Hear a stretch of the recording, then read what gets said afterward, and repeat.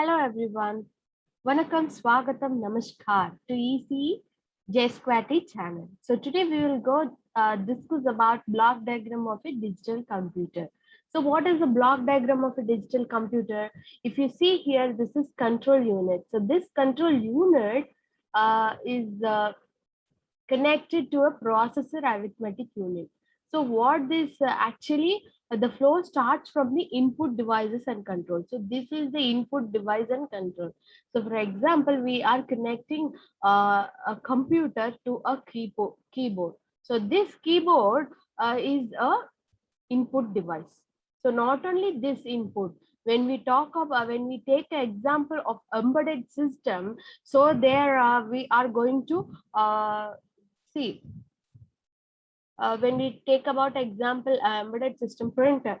So the printer, for the printer, there is also a scanner is present. So that for the scanner, what is the input? The paper which we are going to scan, that scanning module is the, that scanning module will be there, the scanning. So that module is the input. So every embedded system, digital system and digital computer will have a input device. So if we take about our system as example, laptop as example, the keyboard which is present is a input device. Okay. So the input device will be connected. So what all we are doing, that will be stored in a memory unit. So in order to store our actions, the results, the inputs, all those things, we need a memory unit. So there we can store temporarily the data, or we can store permanent also. So that stored data will be taken care by this arithmetic unit if any operations are present. If any calculations need to be calculated, that will be done here arithmetic unit, in the arithmetic unit.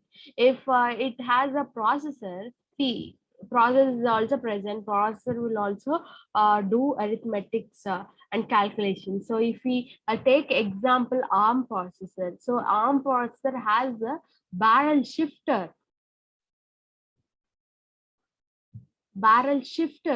and it has a unit, ALU unit, to do this arithmetic unit. So for example, if we take ARM processor, there are again blocks present to accomplish the processing data. Okay, so for that purpose, processor or arithmetic unit. If it is a very basic digital system, then we call that unit as arithmetic unit. And if it is a high-end processor, we will call the processor. So this processor will take care of all the calculation, not only calculations, but also the data usage and data processing. So if we take NLP, or if we take machine learning algorithms, so those all will be done here in this processor level. So all those things.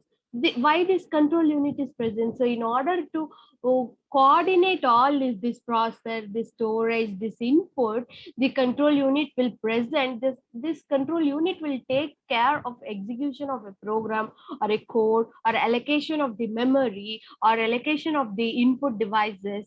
And if we take example of a printer, so we scanned the scanning, that is input is completed, and it all processed, and the data which is present as a PDF.